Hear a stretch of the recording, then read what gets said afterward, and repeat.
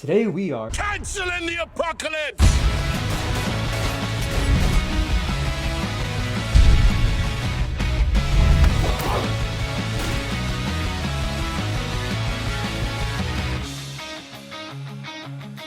Welcome back to Filmmakers. And this time we get to talk about the old school Giants vs. Giants awesomeness, brought to you by Guillermo del Toro in his new movie, Pacific Rim.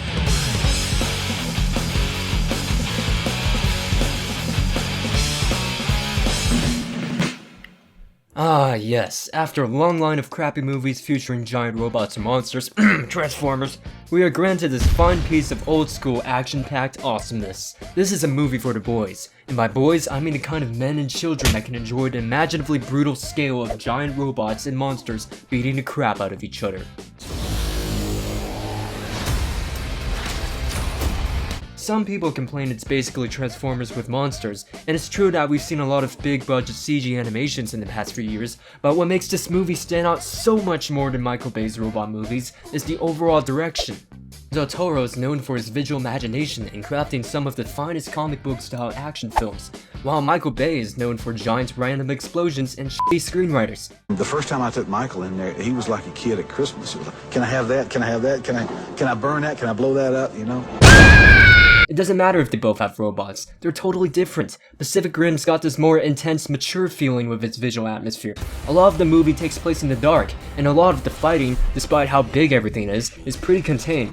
It's not like Transformers where the editing and cinematography is all over the place like some massive objective-based video game.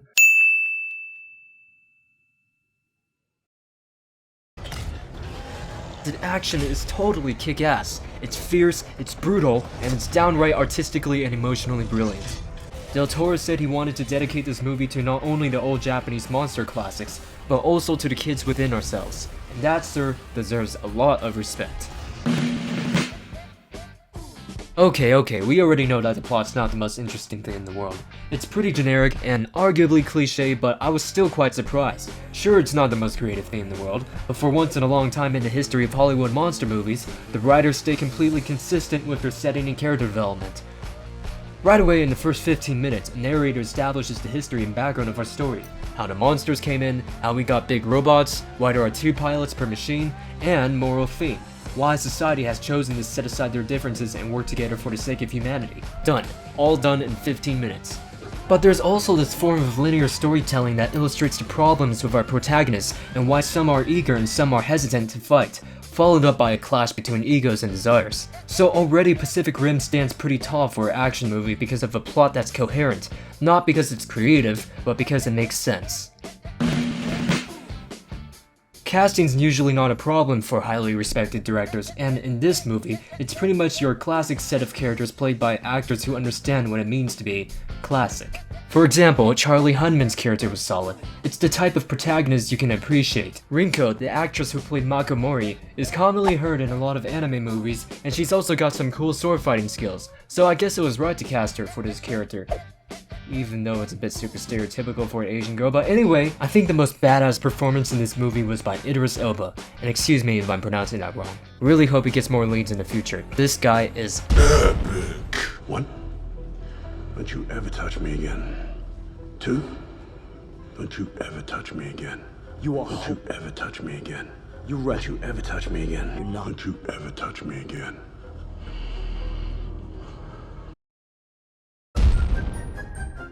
Earlier, I said this was an old-school action movie that embraces your inner Power Ranger fan, but let's be honest, there are some issues with old school. The nerdy research team who's completely obsessed with the biological study of the monsters. I know in certain movies that type of character is necessary, but for me, I feel like they overdid it with the acting in this movie. And the black market guy. I can't even remember his name. He barely had a role in this movie aside from extracting a giant brain. In fact, it could have gotten anybody else to do that. Where in the film was he significant in adding suspense or any effect on the main characters or the plot? As you can see for this section of the review, I really don't have much against this film, it's just that there's some minor problems seen in a lot of action movies that I just wish they would take out. Those being stereotypes and additional foil characters who really don't contribute anything to the movie. In conclusion, Pacific Rim is the kind of movie most of your parents, teachers, and old-time moviegoers might cringe at. But honestly, for a movie that's intention is to be action-packed, what is there to not love? The storytelling is clear, to the point, and still has some nice character development. The visuals and graphics are just to die for. Everything from the choreography of the epic fights to the individual imagery devices the director inserted. It's a brilliant form of intensity and storytelling. Clearly deserves to be watched in 3D if you haven't seen it already. And speaking of fights, the action is top notch with plenty of moments that just leave your jaw dropped. All the haters will say this movie sucks because it's unrealistic, but why would you want to watch this kind of movie for realism? And who says all movies need to be realistic? Sometimes filmmakers want their audience to use their imagination. This is coming from a guy who hates Transformers. No matter how amazing the CG was in those films, there were plenty of elements Michael Bay left out that made this movie such a great film.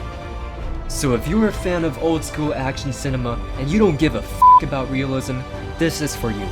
8 out of 10. Of course, everything I said is mostly just a film student's personal opinion, so what were your thoughts about the movie? If you've watched it already and you've gone through this whole video, please feel free to leave a comment about what you thought of Pacific Rim. Also, don't forget to rate, comment, and subscribe if you haven't already, because as you can see, I'm still fighting to gain a bigger audience. But for now, thanks for watching, my name is Calvin C. Shinobi, and I'll see you guys next time.